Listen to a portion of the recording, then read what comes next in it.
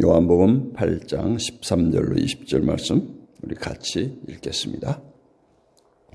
바리새인들이 이르되 내가 너를 위하여 증언하니 내 증언은 참되지 아니하도다. 예수께서 대답하여 이르시되 내가 나를 위하여 증언하여도 내 증언이 참되니 나는 내가 어디서 오며 어디로 가는 것을 알거니와 너희는 내가 어디서 오며 어디로 가는 것을 알지 못하느니라. 너희는 육체를 따라 판단하나 나는 아무도 판단하지 아니하노라. 만일 내가 판단하여도 내 판단이 참되니 이는 내가 혼자 있는 것이 아니요 나를 보내신 이가 나와 함께 계심이라.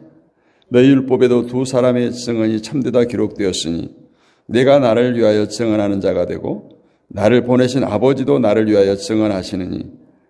이에 그들이 묻되 내 아버지가 어디 있느냐?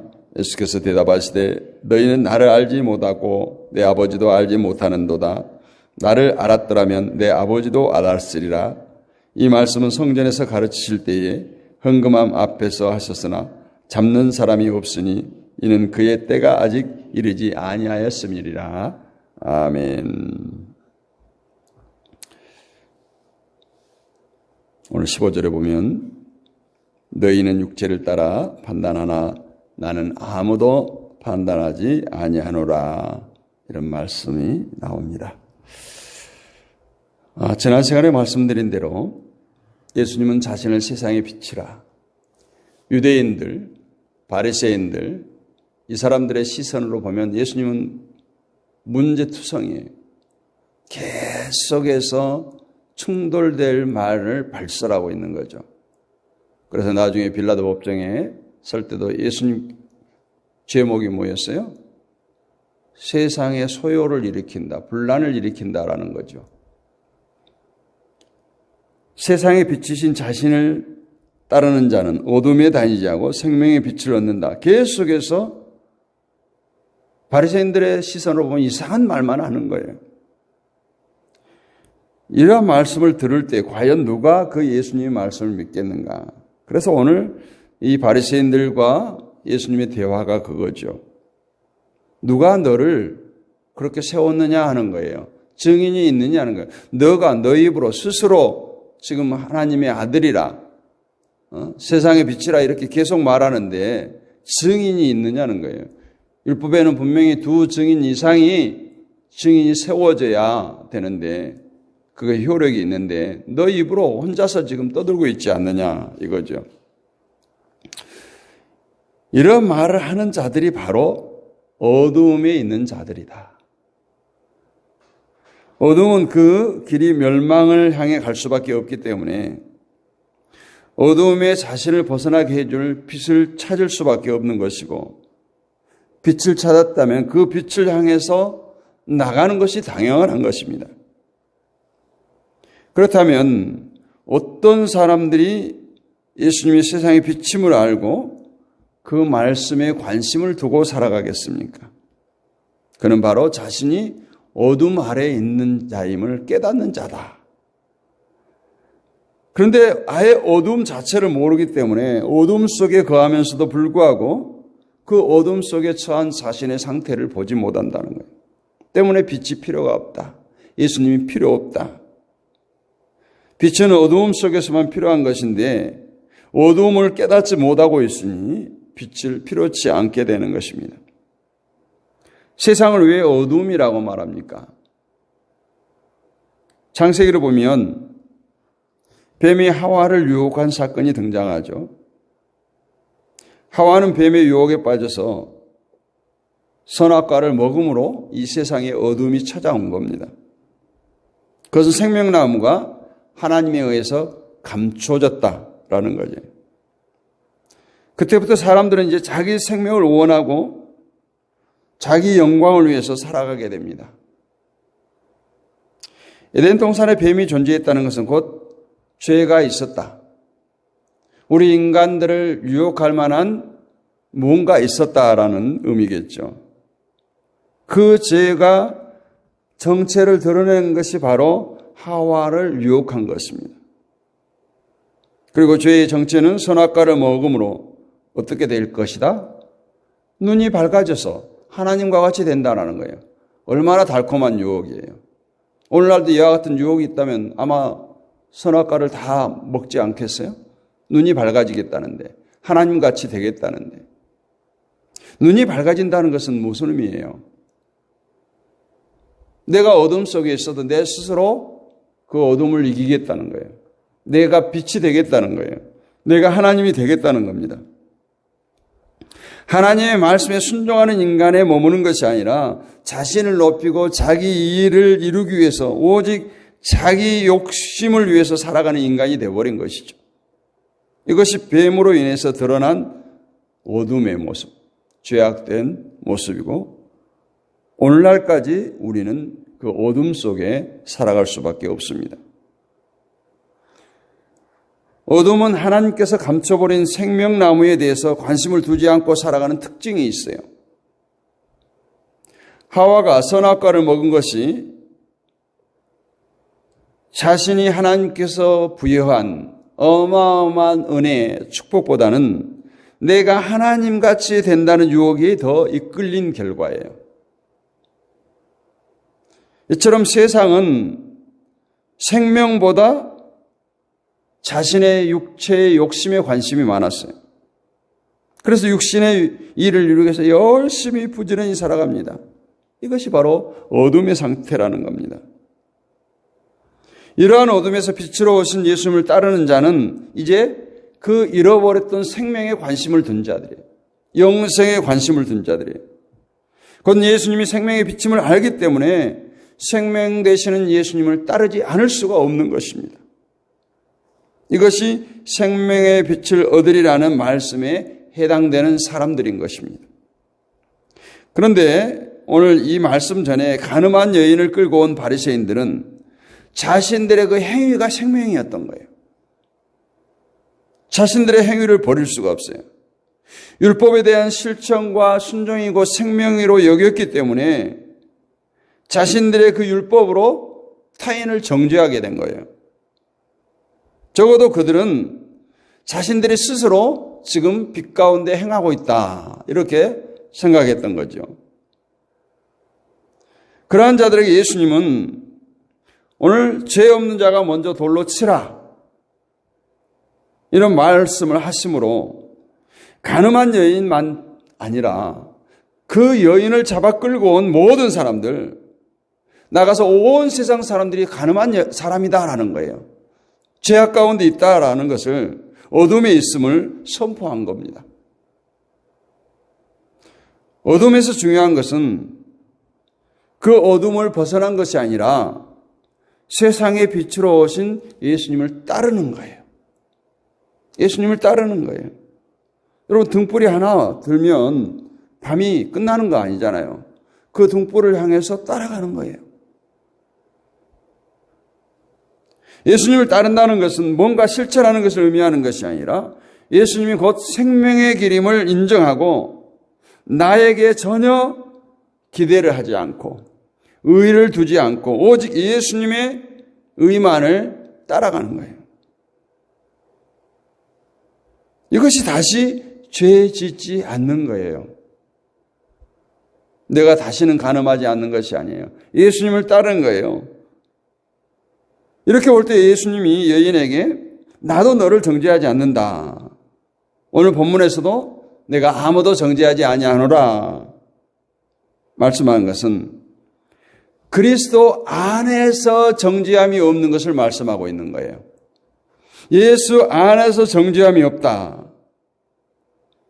자신의 악함을 알고 예수 그리스도를 믿고 살아가는 것을 이제는 죄를 범치 않는 것으로 말씀하고 있다라는 것입니다.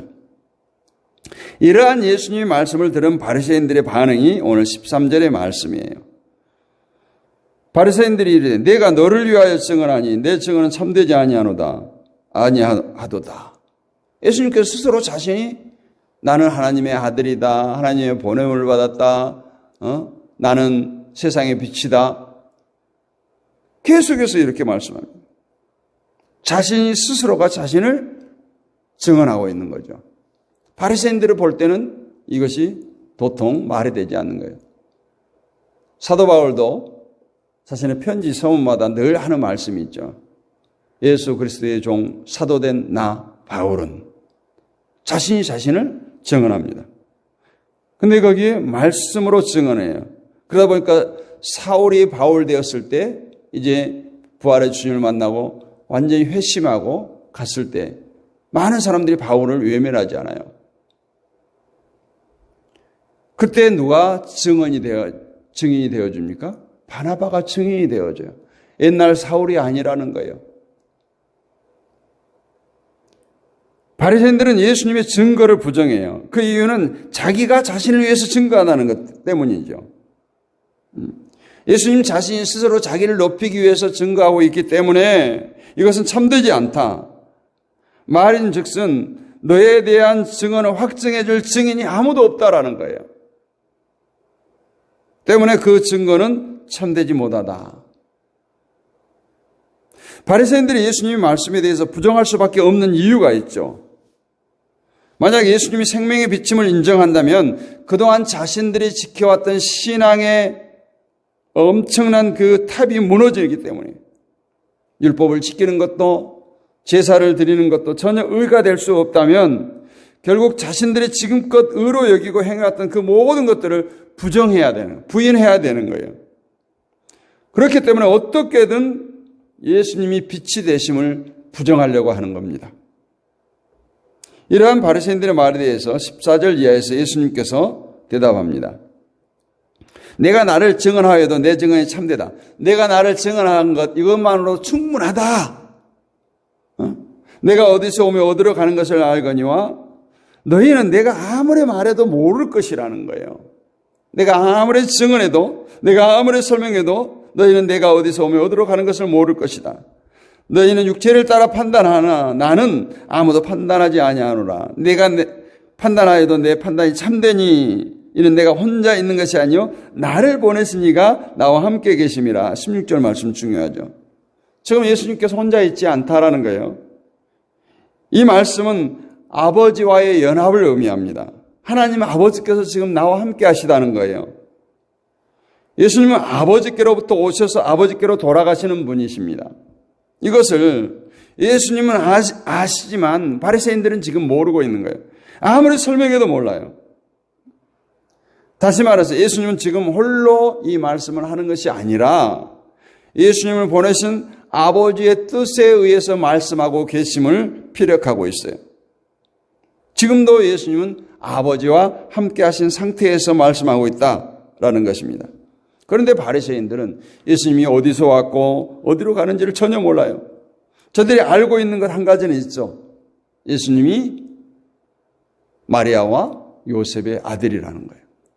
그러니까 도대체 이 말을 이해할 수가 없는 거죠.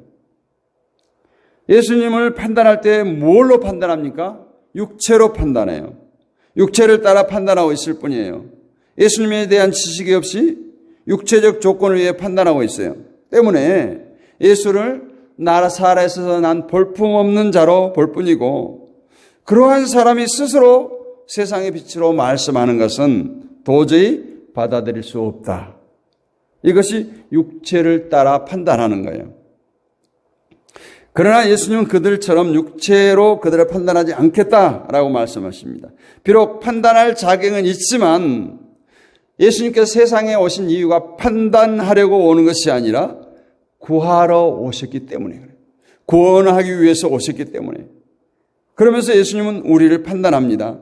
그러나 판단은 우리의 행함의 여부가 아니라 어둠을 향한 그 강팍한 마음에서 돌아오기를 위한 판단이에요. 육체를 포기하지 못한 인간의 그 강팍한 마음에 대해서 판단함으로써 어둠이 무엇인가를 드러내는 거예요. 그 판단조차도 예수님의 혼자만의 판단이 아니라 아버지와 아들의 연합된 판단이기 때문에 결국 하나님의 판단이다. 오늘 말씀하고 있는 것입니다. 그리고 따라서 그 판단은 참되다는 것이 예수님의 말씀이에요. 바리새인들은 예수님조차도 판단했던 자들 아니에요. 그러나 그들의 판단은 오직 기준이 육체였어요. 예수님의 출신 성분과 여러 가지 근거를 삼아서 예수가 자신을 세상의 빛이라 하는 것은 도저히 참된 것이 될 수 없다. 반면에 예수님은 하나님과 연합된 분으로서 하나님 뜻 안에서 판단하신 분이다. 때문에 예수님의 판단만이 참된 것이다. 계속해서 부딪히고 있죠. 이 말은 우리 인생들은 그 누구도 판단할 자격이 없는 똑같은 죄인들이라는 거예요. 설사 가늠하지 않는 바리새인이라도 할지라도 가늠한 여인을 판단할 자격이 없다는 것입니다. 왜냐하면 인간의 판단 기준은 항상 육체를 벗어나지 못하기 때문에 우리는 예수님에 의해서 판단받는 자들이지 누군가를 판단하는 자가 아님을 잊어서는 안 됩니다. 자칫 잘못하면 하나님께서 함께하는 지체들을 판단하기 쉬워요. 내가 잘 아는, 내가 사랑하는, 내가 그들을 불쌍히 여기하는 긍휼의 마음을 갖고 대해야 될 그들을 판단하기 쉽습니다. 오늘 19절 말씀에 보면 이에 그들이 묻되 내 아버지가 어디 있느냐? 예수께서 대답하시되 너희는 나를 알지 못하고 내 아버지도 알지 못하는도다. 나를 알았더라면 내 아버지도 알았으리라. 예수님의 이 말씀이 예수님을 모르는 바리새인들의 입장에서 어찌 보면 그냥 허황된 말처럼 들려지죠. 일방적인 예수님의 선언인 거예요. 바리새인들은 뭐야? 도대체 무슨 말을 하는 거야? 우리가 알고 있는 저 사람의 아버지는, 예수의 아버지는 요셉인데 무슨 소리를 하는 거야? 그러나 바리새인들이 하나님이 보내시고 하나님의 뜻을 전하는 예수님을 알지 못했다는 것은 결국 그들의 마음이 여전히 육체적인 생각, 어둠에 있었기 때문에 라는 답을 내릴 수 있습니다. 다시 말해서 그들이 진심으로 말씀 안에서 하나님이 누구신가를 알았더라면 세상에 오신 하나님의 보내심을 받은 예수님의 말씀이 하나님의 말씀과 일치하고 있음을 알게 될 것이고 예수님께서 곧 하늘로부터 오신 분임을 알 수 있었을 거예요. 그래서 그들이 결국 아버지께로 가는 길은 오직 예수 그리스도밖에 없음을 깨달아야 됐던 것입니다. 그리스도가 누군지 모른다면 그 누구도 아버지를 알 수가 없어요. 아버지께로 갈 수도 없습니다. 여러분, 예수 그리스도를 아십니까? 우리는 예수님을 직접 목격하지 못했어요. 오늘 바리새인들은 지금 예수님과 직접 목격하고 예수님과 대화를 하고 있어요. 그럼에도 불구하고 예수님을 믿지 못합니다. 우리는 예수님을 목격하지 못했습니다. 다만 옛날부터 기록된 성경을 통해서 예수 그리스도에 대해서 듣고 있을 뿐이에요. 그런 우리가 과연 예수 그리스도를 알고 믿고 있다 말할 수 있습니까? 정말 그리스도를 믿는다. 큰 소리 칠 것이 아니라 정말 그리스도를 아는 자로, 그리스도를 따르는 자로 살아가는 여러분 되시기를 원합니다. 이것이 우리 성도에게 있어야 할 마땅한 본분이에요. 하나님의 말씀을 그대로 곧이곧대로 믿는 거예요. 받아들이는 거예요. 우리의 삶이 과연 육체를 따를 것인지 그리스도를 따를 것인지 우리는 날마다 그 선택의 기로에서 우리는 항상 예수 편에 서야 될 줄로 믿습니다. 우리의 삶이 어찌 보면 이 하나님을 따르는 그리스도를 따르는 것이 정말 어려울 때가 많습니다. 때로는 우리를 유혹하기도 하고 달콤하게 우리를 회유하기도 하고 때로는 정말 넘지 못할 산이 우리 앞을 가로막기도 합니다. 그러나 하나님은 전능하신 분이에요.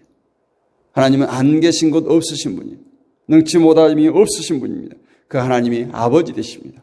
그 하나님이 우리의 아버지요. 그 하나님이 내 편이시라는 것을 우리가 날마다 고백하고 날마다 자신을 살피는 일을 게을리하지 마시고 오늘 또 주님 바라보고 주만 따르는 저와 여러분이 되시기를 주님의 이름으로 축복합니다. 거룩하신 아버지 하나님 은혜를 감사합니다. 오늘 또 귀한 말씀을 나눴습니다. 우리는 그 누구도 판단할 수 있는 위치에 있지 않습니다. 오늘 또 우리 눈에 거슬리는 많은 지체들이 우리 가운데 보일 것입니다. 그들을 품게 하여 주옵소서. 예수 그리스도의 긍휼의 마음을 가지고 내 눈에 거슬림이 보였다면 그들에게 사랑을 베풀라 하신 하나님의 사인으로 알게 하시고 그들을 정죄하거나 판단하거나 그들을 외면하는 일이 없도록 날마다 우리를 붙들어 주시옵소서.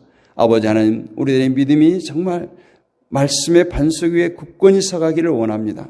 정말 그릇된 생각들, 나의 의의가 드러나지 않게 하시고 오직 예수 그리스도의 의만 드러나는 삶이 되게 하여 주옵소서.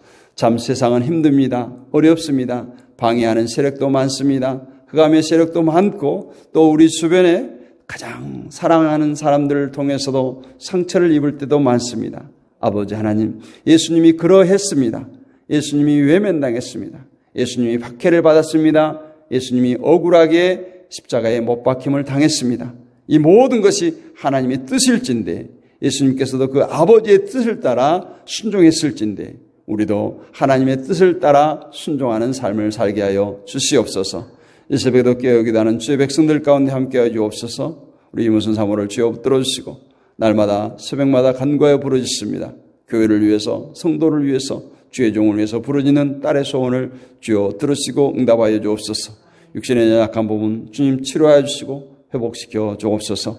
우리 김정남 권사님 주여 기억하시고 붙들어 주시옵소서.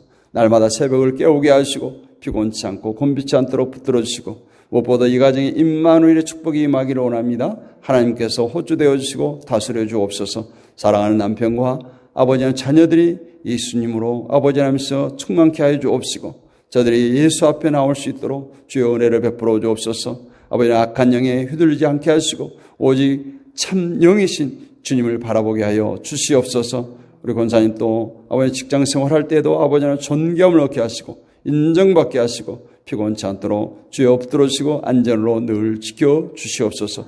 우리 홍미균 성도를 주여 붙들어 주시옵소서. 아버지는 뇌혈관 협착증으로 아버지 하나님께서 치료 중에 있습니다. 아버지 하나님 주님께서 만져주시고 원상 회복시켜 주시옵소서.